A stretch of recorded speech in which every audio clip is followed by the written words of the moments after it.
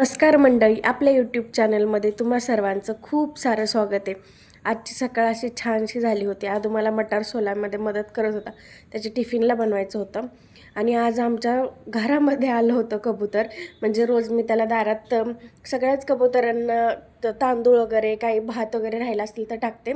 पण आज चक्क ते बाथरूममध्ये येऊन बसलं होतं. फौजींनी सोडलं त्याला बाहेर. आणि आज म्हणजे आजकाल दिवसभराच्या कामात हे सगळ्यात जास्त कष्टाचं काम आहे माझ्या दिवसभराच्या कामांमधलं. ते म्हणजे चिकूला खाऊ घालणं, त्याला दूध पाजणं.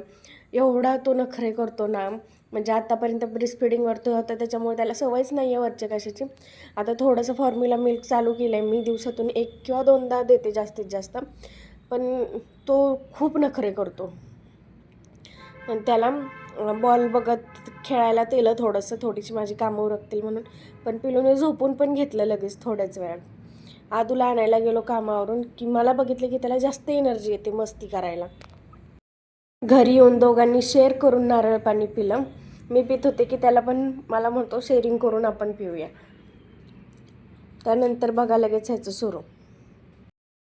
हेलो गाइस, आज हमने ना मैं स्कूल में गया था और ना स्कूल में ना मैम ने मुझे मारा और ना मैंने बिस्किट खाई और मैं ना हमने बोला एग दो, फिर मैंने ना एग बिस्किट खाया। भाई बता जा सुन लेंगे नौटंकी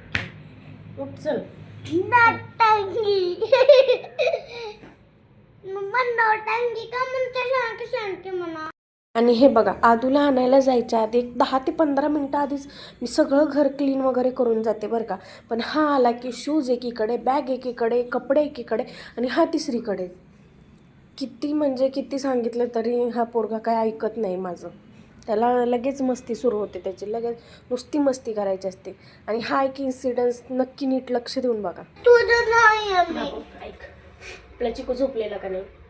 मग मी तुला काय म्हटलं, बाहेर नको जाऊ खेळायला, आता स्कूल सुटेल, मग गाड्या येतात खूप, म्हणून बाहेर नको जाऊ, इथेच पॅन्डल उलटा फिरवत बस, आहे का नाही?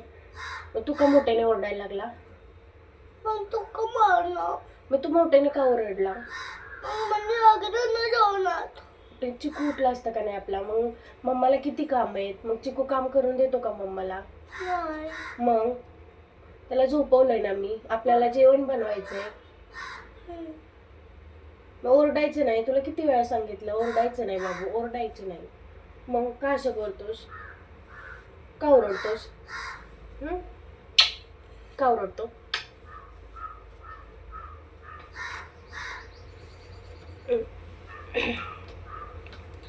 सांगितलेलं ऐकायचं.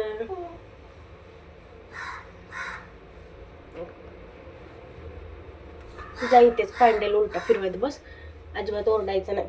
एवढे कुणी नवीन म्हणजे सेकंड बेबी झाला असेल त्यांना आताच नवीन, आणि फर्स्ट बेबी बऱ्यापैकी सगळ्यांचं 5 वर्षाच्या खालीच असतं. त्याच्यामुळे 5 वर्षापर्यंत लहान मुलांची इमोशनली ब्रेन डेव्हलपमेंट एवढी झालेली नसते. त्याच्यामुळे त्यांना खूप जास्त इमोशनली डॅमेज होतो. मग आपण असं चिडचिड होते आपली पण, लहान असतं बाळ त्याच्याने आपली पण कामं होत नाही, ते चिडचिड करतं, मग आपण चिडचिड करतो, मग आपला राग आपल्या त्या बाळावरती निघतो, पहिल्या बाळावरती. असं प्लीज, माझ्याकडून कधी कधी होतं असं. म्हणजे आत्ता मी जे दाखवलं व्हिडिओ, ते आदू खूप मोठ्याने ओरडला. मी त्याला कसं तरी झोपवलेलं, मला स्वयंपाक करायचा होता. तो जर उठला असता तर मग मी त्याला फटका मारला. बरं ठीक आहे, तुमच्याकडून होतं चूक, प्रत्येकजण कुणी देऊ नसतो, प्रत्येकाला राग येतो वगैरे, होतं प्रत्येकाकडून चुका. पण त्यानंतर परत लहान मुलांना जवळ घेऊन त्यांना समजून सांगायची ती सिच्युएशन, की का झालं, काय झालं. मग थोडंसं तरी मला म्हणजे आदूच्या बाबतीत मी खूपदा केलं, नाही समजत त्याला. मी किती समजून सांगितलं ना नंतर, की बाबू असं करायचं नाही, तसं करायचं नाही, नाही समजत त्यांना.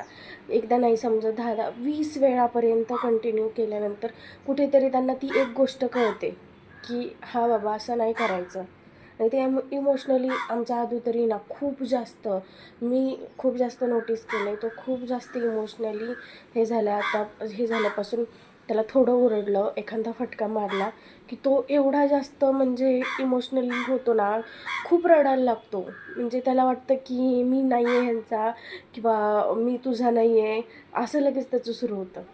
तर प्लीज म्हणजे ह्या मोठ्या मुलांच्या इमोशनलची खूप काळजी घ्यावी लागते. त्यांचे इमोशन खूप जपावे लागतात आपल्याला छोटं लहान बेबी झाल्यानंतर.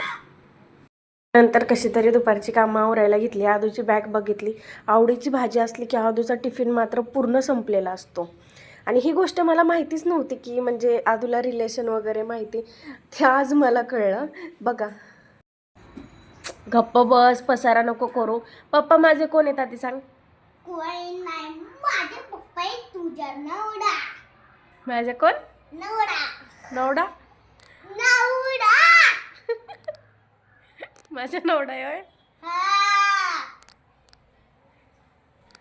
चिकूला बघा, आमच्या कॅमेरा सुरू केला, फोन त्याच्या चेहऱ्यापुढे धरला की त्याला टुकू टुकू बघायचं असतं. नुसतं काय समजत असेल त्याला, त्यालाच माहिती की काय करते मम्मा, माझा फोटो काढते किंवा आरसा आहे पुढे, काय त्याला वाटत असेल काय माहिती.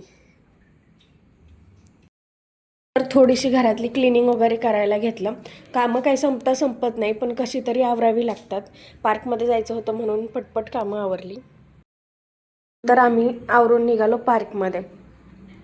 चिकूकडे कॅमेरा घेतला आहे, त्याची नजर बघा कशी लगेच आगाऊ झाला आहे. आणि आदू मला जाताना दिसला. मला म्हणजे एकटाच बसलेला होता. मला असं वाटलं बिचारा एकटा बसला आहे, त्याला काय भांडणं केली का, कोणासोबत खेळायला घेत नसेल. पण गेल्यावर मला कळलं की त्याची ही करतूत. बघा काय करतोयस. हां काय म्हणतोय, धक्का मारतोयस.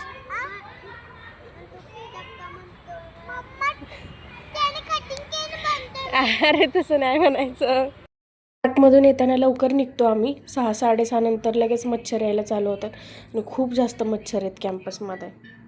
काही फौजींसाठी मिरची पकोडा बनवलेला, पण व्हिडिओ काढायच्या आधीच संपवून टाकले सगळे. रात्री डॉक्टर सेटमधला चष्मा घालून आजोबांना फोन केला आधुनी. मामासोबत छान गप्पा मारल्या. आजोबांना म्हणतो की तुमच्यासारखा मी चष्मा घातलाय, असं काहीसं चालू होतं त्याचं.